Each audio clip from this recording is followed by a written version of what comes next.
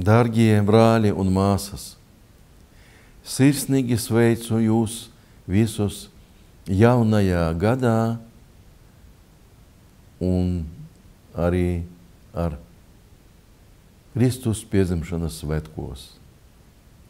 Un vēlu jums visiem Dieva žēlastību, mīlestību, sadraudzību un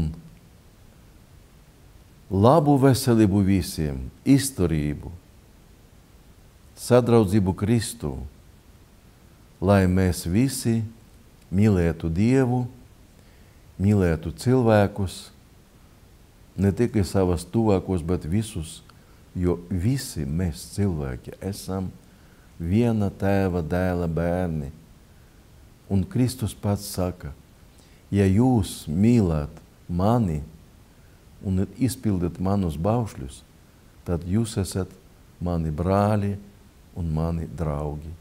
Tad Kristus atnesa zemē cilvēcei jaunu vēsti, mīlestības vēsti, vēsti par to, ka mēs esam Dieva bērni, ka mūsu Dievs mīl un Dievs grib, lai mēs visi varētu tikt debesu valstībā, ja mēs dzīvosim kristīgi.